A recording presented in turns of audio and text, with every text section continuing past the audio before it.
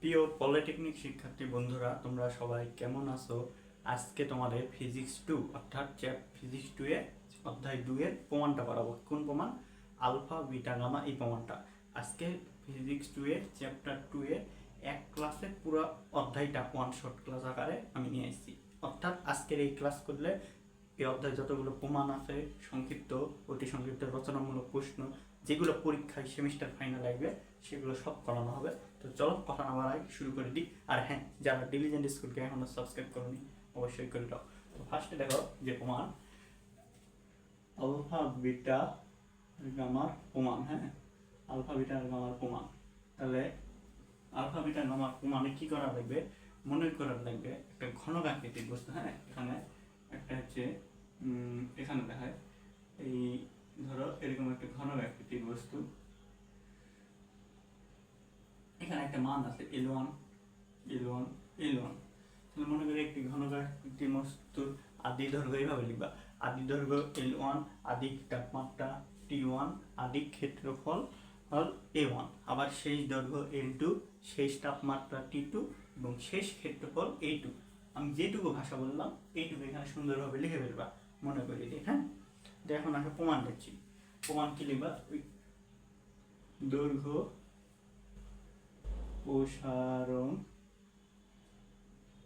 গুণাঙ্ক হতে, দৈর্ঘ্য কি দ্বারা প্রকাশ করে বলো দেখি? সাধারণভাবে দৈর্ঘ্যকে আমরা এল দ্বারা প্রকাশ করি, ঠিক আছে না?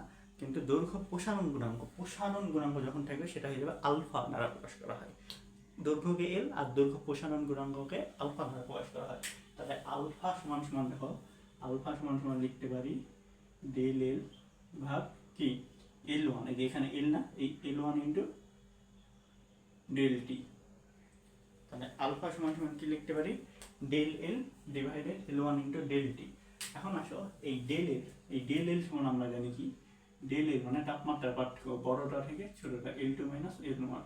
এই ডেল এলটাকে এই পাশে নিয়ে আসবো, জন্য লিখবো L2 মাইনাস L1 ইজিক্যাল এই আলফাটা গুণ হিসেবে এখানে চলে যাবে, আলফা ইন্টু আগে যা ছিল L1 ইন্টু ডেল টি।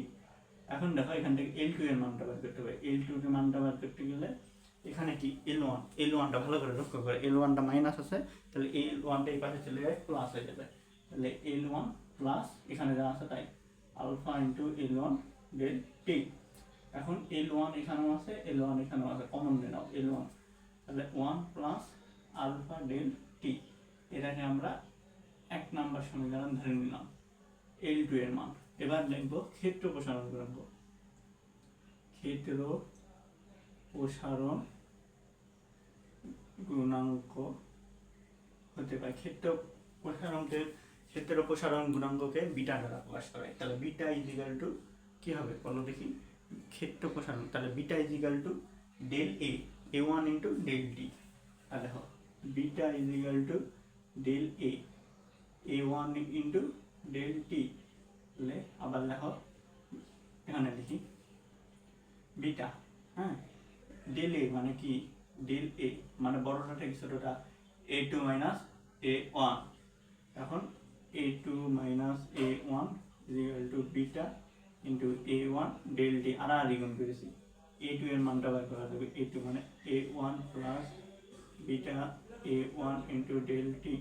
অর্থাৎ A1টা কমন নিয়ে নাও, 1 প্লাস বিটা ডেল টি। এটাকে আমরা ধরে নেব 2 নম্বর সমীকরণ। A2 এর মান হয়ে গেল। এখন আমাদের 1 আর 2কে কি করব? এখন দেখো 1 আর 2, এখন 1 2 থেকে 1 নাম্বারকে আমাকে বর্গ করা লাগবে। আমি এখানে দেখাই 1 নংকে বর্গ করে, 1 নংকে বর্গ করে 1 নাম্বারকে বর্গ করলে কি পাবো আমরা? দেখো L2, L2 এর উপর স্কয়ার ইকুয়াল টু L1 এর উপর square 1 plus alpha del T এর উপর হোল স্কয়ার। তাহলে L2 স্কয়ার হয়ে গেল, L1 স্কয়ার হয়ে গেল। এখানে সূত্র হবে a স্কয়ার প্লাস 2ab মানে alpha del T plus b square alpha del T whole square. এখন এখানে একটা কন্ডিশন আছে, আলফা ডেল টি এর মান ক্ষুদ্র, ক্ষুদ্র মানে এটা আর লিখবো না, alpha del T whole square এর মান ক্ষুদ্র। তাহলে কি থাকবে? L2 whole square equal to L1 এ স্কোয়ার ইজিক্যাল টু এখানে থাকবে 1 প্লাস 2 আলফা ডেল টি থাকবে, এইটুকু থাকবে। এখন L2 মানে ঘনকের ক্ষেত্রে একটা আয়তাকার বস্তু ধরো, দৈর্ঘ্য গুণ প্রস্থ L1 তাহলে L সমান সমান কি L1 ইন্টু L1 মানে L1 স্কোয়ার, দেখো L1। আবার যখন এখানে L1 তো হ্যাঁ, তাহলে L1 এর জায়গায় কি লিখবা, L1 স্কোয়ারের মান কত L1 না। আচ্ছা দৈর্ঘ্য গুণ প্রস্থ কিসের মান হয় বলো দেখি, আগে তুমি এইটুকু কনসেপ্টটা দেখো ক্লিয়ার ভাবে তোমরা বুঝতে পারছো কিনা। এখানে ক্ষেত্রফলের সূত্রটা কি, দৈর্ঘ্য গুণ প্রস্থ। তাহলে একটা আয়তাকার বস্তুর দৈর্ঘ্য গুণ প্রস্থ, তাহলে এটা দৈর্ঘ্য ধরলাম এটা প্রস্থ ধরলাম, দৈর্ঘ্য গুণ প্রস্থ গুণ করো, তাহলে এখানে গুণ করলে L1 স্কয়ার হয়। তাহলে এখানে আমি লিখতে পারি A1 আর 1 প্লাস 2 আলফা ডেল টি। এখন কোশ্চেন হলো L2 এর জায়গায় কি লিখবো, আবার সেম এটাকে 2 ধরো এটাকে 2 ধরো, তাহলে A2 এর মান কত হবে, দৈর্ঘ্য গুণিত প্রস্থ, তাহলে L এখানে 2 হোল স্কয়ার, L2 এর মান হচ্ছে A, এই যে এখানে এইটুকু বসে দিবা। এখন এটা যা বেসিক বুঝলাম, যদি মনে করো যে আমি ডাস্টার টুবে যদি মনে করো এই বেসিক কারো মনে নাই পরীক্ষা করায় কি করবা আমি দেখা দিই। ক্ষেত্রফলের সূত্র কি, দৈর্ঘ্য গুণ প্রস্থ। এখন আমাদের কি দৈর্ঘ্য প্রসারণকে কি দ্বারা প্রকাশ করা হয় আলফা দ্বারা, আর দৈর্ঘ্যকে কি দ্বারা প্রকাশ করা হয় এল দ্বারা, এল এর মান আছে। তারপরে সিরিয়ালটা কি ক্ষেত্র প্রসারণকে কি দ্বারা প্রকাশ করে বিটা দ্বারা, বিটা মানে কি ক্ষেত্রফল, এই ক্ষেত্রফল ডেল এ বাই A1। এই সিরিয়ালে দেখো এ আছে না, এখন দেখো এখানে এল আছে, এল এর পর সিরিয়াল কোনটা এ মানে ক্ষেত্রফল যাবে, তুমি A2 আছে না এখানে ডাইরেক্ট L2 এর জায়গায় A2 লিখে দেবা, আর L1 এর জায়গায় A1 লিখে দেবা, স্কয়ার উঠে যাবে। যদি পরীক্ষার খাতায় মনে না থাকে এটাকে বলা হয় চোরাই টেকনিক, এটা ইউজ করে দিতে পারবে হ্যাঁ। আর যদি মনে থাকে যেভাবে দেখালাম ওভাবে দৈর্ঘ্য গুণ প্রস্থ L1 স্কয়ার, L2 মানে দৈর্ঘ্য গুণ প্রস্থ A2, বাস এটাকে ধরে দিলাম 3 নম্বর সমীকরণ শেষ। এখন আসো আয়তন প্রসারণ,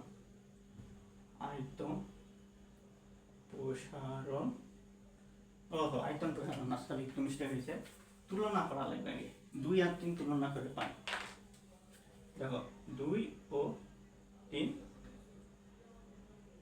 তুলনা করে পাই, 2 3 তুলনা করলে কি হবে, দেখো এখানে A2 আছে এখানে A2 আছে, A2 কাটা যাবে, তাহলে এইটুকুটা আমরা লিখব, আর এখানে লিখব এইটুকুটা। তাহলে আগে A1 1 plus beta del T is equal to এখানে A1 1 plus 2 alpha del T. এখন এখানে A1 কাটবে 1 কাটবে ডেল টি কাটবে, তাহলে কি থাকলো beta is equal to 2 alpha, এটা ধরে নিলাম 4 নম্বর। তাহলে দেখো আমরা এই কয়টা সমীকরণ পাইছি, এটা হচ্ছে আমাদের প্রমাণের কেবল অর্ধেকটা হলো। এখন আমাদের মানটা লাগবে, এটা আমি সাইডে লিখে ফেলি, আশা করছি এখানে দেখতে পাবো তোমরা, এই যে এখানে লিখে ফেলি। আমরা একটা পাইছি কি beta is equal to 2 alpha, এটা পাইছিলাম 4 নম্বর সমীকরণ, এটা আমি সাইডে লিখে রাখলাম। আর এলা আমাদের প্রয়োজন নাই, এটা মুছে দিলাম। প্রমাণ এখনো শেষ হয়নি কিন্তু, বুঝছো, প্রমাণ এখনো শেষ হয়নি। আশা করি এইটুকুর মধ্যে প্রবলেম নাই, আমাদের আরো একটু প্রমাণ করা লাগবে, প্রমাণ এখনো শেষ হয়নি। আমি এই মানটা লাগবে আমাদের পরবর্তী প্রমাণের জন্য লিখে দিলাম, তাহলে আমি এটা মুছে দিই। 4 নম্বর সমীকরণ লিখেছি। আচ্ছা, আর এইখানে এই যে ক্ষেত্র প্রসারণ এইটুকুটা মুছে দিব, আর এটা আমাদের লাগবে আবার, মানে যতটুকু করালাম 4 নম্বর এই পর্যন্ত তোমরা লিখবে 4 নম্বর সমীকরণ নিচে একটা বিটা ইজ ইকুয়াল টু, এটা বিটা হবে, beta is equal to 2 alpha, নিচ থেকে শুরু করবা, নিচ থেকে কি শুরু করবা, আয়তন প্রসারণ গুণাঙ্ক, আয়তন প্রসারণ গুণাঙ্ক কি দ্বারা প্রকাশ করা হয়, আয়তনকে কি দ্বারা প্রকাশ করা হয়, gamma is equal to del V ভাগ V1 ইনটু ডেল টি। তাহলে ডেল ভি মানে V2 মাইনাস V1, একই রকম gamma is equal to V1 into del T. তাহলে V2 এর মানটা বের করা লাগবে V1 plus gamma is equal to V1 into del T. তাহলে V2 is equal to V1 common নিলাম 1 প্লাস গামা ডেল টি, এটাকে ধরে ফেলবো 5 নম্বর সমীকরণ। আবার হচ্ছে 1 নংকে কি করবো বলো, এই যে 5 নম্বর খুব ইজি, 1 নংকে আবার ঘন করবো, 1 নংকে ঘন করে, 1 নংকে ঘন করলে কি হবে L2 cube L1 cube plus alpha del T এর উপর কিউব, তাহলে L2 কিউব L1 কিউব 1 মানে a cube plus 3ab, b মানে alpha del T, 3ab plus 3ab square মানে আলফা ডেল টি এর উপর স্কোয়ার প্লাস b কিউব মানে alpha del T এর উপর কিউব। এখন এখানে আবার একই রকম alpha del T cube square ও আলফা ডেল টি কিউব এর মান ক্ষুদ্র, তাই এটা লিখবো না আমরা, ক্ষুদ্র হলে লিখবো না। তাহলে কি থাকলো, L2 কিউব থাকলো, L1 কিউব থাকলো, এখানে থাকলো 1 প্লাস 3 আলফা ডেল টি থাকলো, এইটুকু থাকলো। হ্যাঁ, এখন আয়তনের সূত্র কি জানি, দৈর্ঘ্য গুণ প্রস্থ গুণ উচ্চতা, দৈর্ঘ্য গুণ প্রস্থ গুণ আমরা উচ্চতা, এটা আমরা আয়তনের সূত্র থেকে আমরা জানি। তাহলে এই বড় বড় আমরা কি লিখতে পারি, এখানে দৈর্ঘ্য গুণ প্রস্থ গুণ উচ্চতা দেখো, একটা দেখাবো আমি L1 L1 L1, তাহলে এখন v সমান সমান v1 কি লিখতে পারি এখানে 1, তাহলে দৈর্ঘ্য গুণ প্রস্থ গুণ উচ্চতা, তাহলে হবে L1 কিউব হবে এখানে 1 1, তাহলে L1 কিউবের মান কত v1, তাহলে L2 কিউবের মান হবে কত v2 v1 1 plus 3 alpha del টি। এটা আমরা কয় নম্বর সমীকরণ দিব, এটা 5 দিয়েছে, তাহলে এটা দিয়ে দেবো 6 নম্বর। বাস, এবার দেখো প্রমাণের লাস্ট পর্যায়ে চলে এসেছি। এখন কি করবো, 5 6 তুলনা করবো, এই যে 5 ও 6 তুলনা করে পাই, 5 6 তুলনা করলে এইটুকু লিখবো, 6 এরও এইটুকু লিখবো, তাহলে v1 1 plus gamma del T v1 1 plus 3 alpha del T. এখন এই v1 কাটবে 1 1 কাটবে, এই ডেল টি কাটবে, তাহলে থাকলো এখানে হচ্ছে গামা 3 আলফা থাকলো, এটাকে ধরে নিলাম 7 নম্বর সমীকরণ। এখন আমরা দেখো শেষ পর্যায়ে চলে এসেছি। এখন এই 7 নাম্বার আর এই 4 নাম্বারের মধ্যে পার্থক্য 7 ও 4 হতে পায়, 7 ও 4 হতে পায়, 7 ও 4 হতে কি পাই, 7 নাম্বারকে আমি এটা উপরে লিখি নাকি, এইখানে লিখো আইডি, এইটুকুটা লিখবে না, তাহলে তোমরা দেখতে পাবো আর একটু বড় আছে তো। দেখো 7কে তুমি হচ্ছে কত দ্বারা, 2 দ্বারা, 7কে 2 দ্বারা ও এই 4কে 3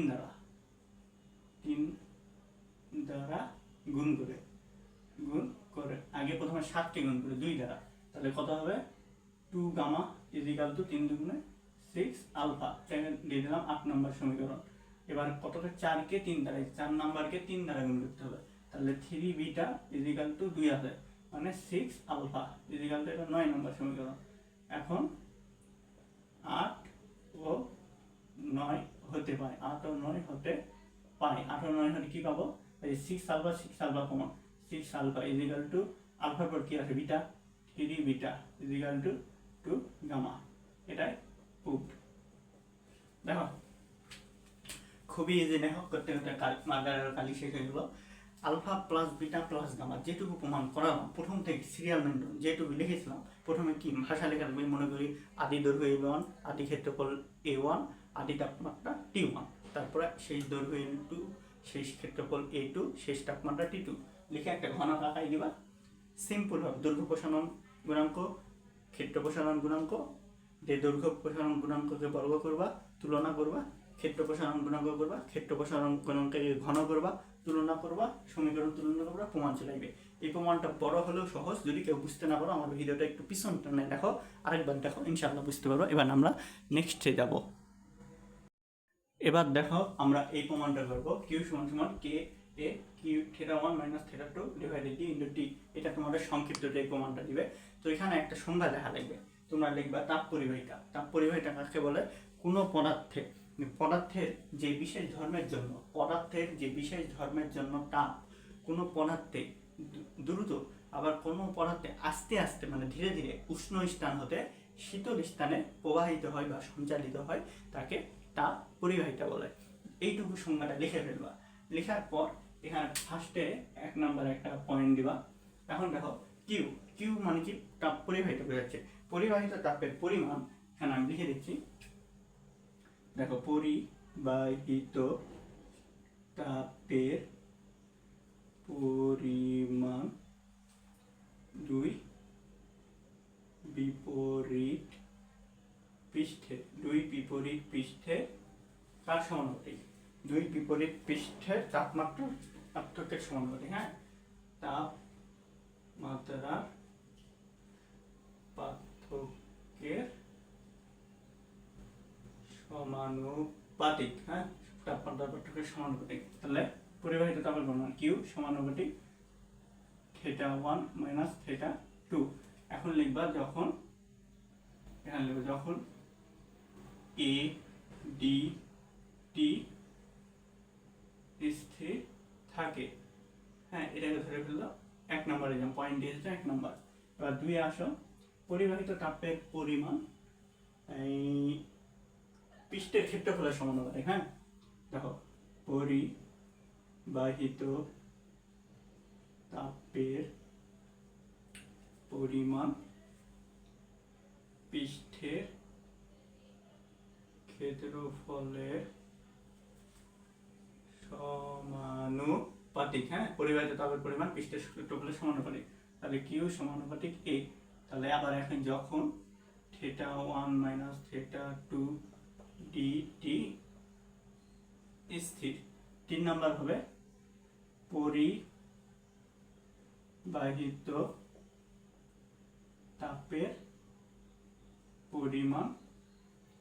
পরিবাহিত তাপের পরিমাণ তাপমাত্রা প্রবাহ কালের সমানুপাতিক। তাপমাত্রা প্রবাহ কালের সমানুপাতিক।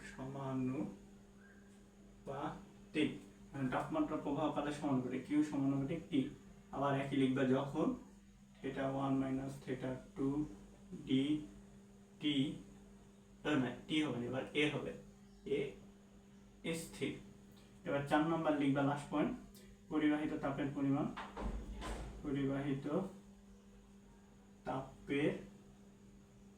পরিমাণ মধ্যকার দূরত্বের সমানুপাতিক। মধ্যকার দূরত্বের ব্যস্তানুপাতিক। ব্যস্তানুপাতিক। হ্যাঁ, তাহলে কি লিখবা কিউ সমানুপাতিক 1/d। এখন তাপমাত্রা পরিবর্তন করে ভাই, লাস্টে লিখবা তাপমাত্রা পরিবর্তন করে লিখবা কিউ সমানুপাতিক, এই যে ডিটা নিচে চলে যাবে। আর এখানে কি ছিল, এখানে প্রথমে ছিল θ - θ1, θ1 - θ2, আর এখানে ছিল এ পাইছি ইন্টু এ, এখানে পাইছিলাম টি ইন্টু এ টি। তাহলে এটা সমান সমান লিখতে পারি কিউ সমান সমান কে, এই সমানুপাতিক উঠাই দিলে সমান চিহ্ন দিলাম, কে এ দিয়ে দিলাম θ1 - θ2 ইন্টু টি ডিভাইডেড ডি। এটাই প্রুফ। দেখো, খুবই সহজ নিয়মে আমি বুঝাই দিলাম। তোমরা প্রথমে তাপ পরিবাহিতার সংজ্ঞাটা দিবা। পদার্থের যে বিশেষ ধর্মের জন্য তাপ কোনো পদার্থের দ্রুত আবার কোনো পদার্থের ধীরে ধীরে উষ্ণ স্থান হতে শীতল স্থানে সঞ্চালিত হয়, তাকে তাপ পরিবাহিতা বলে। এইটুকু লিখবা, আমি যেভাবে লিখে সেম টু সেম দিয়ে দিবা। বইয়ে একটু বড় করে আসে, আমি এটা শর্টকাট দেখালাম, ইজি টেকনিক দেখালাম। ইনশাল্লাহ এটা সংক্ষিপ্ততে আসলে পারবা। তো এই ছিল চ্যাপ্টার 2 তোমাদের। আর এটা দেখালাম আমি সংক্ষিপ্ত, রচনামূলক ওই প্রমাণ টাইপে ওটা দেখালাম। এবার আসো অতি সংক্ষিপ্ত প্রশ্ন। অতি সংক্ষিপ্ত প্রশ্ন তোমাদের বিগত বোর্ড সালের মোটামুটি যেগুলো সবচেয়ে দেখবে বারবার বোর্ডে এসছে, বইয়ের শেষ পৃষ্ঠায় যাবা বারবার বোর্ডে এসছে, ওগুলোই একবার করে চুপ বুলাই যাওয়া। কারণ অতি সংক্ষিপ্ত প্রশ্নে কেউ কখনো সাজেশন দিতে পারবে না ওইভাবে, কারণ অতি সংক্ষিপ্ত প্রশ্ন বোর্ডে যেগুলো বেশি আসে ওগুলোই আসে। কিন্তু ধরো এখানে কিছু টিচারদের থাকে, টিচাররা মনে চাইলে একটু নতুন নতুন অ্যাড করে। তবে আমি যেটুকু শিখালাম ওইটুকু করবা, ইনশাআল্লাহ পারবা। আজকে ক্লাস এখানে শেষ করছি। ভিডিওটা কেমন লাগলো কমেন্টে জানাও। কিছু বুঝতে না পারলে আমাকে কমেন্টে বলো, আমি আবার ক্লাস নিয়ে আসবো নি। তো আল্লাহ হাফেজ।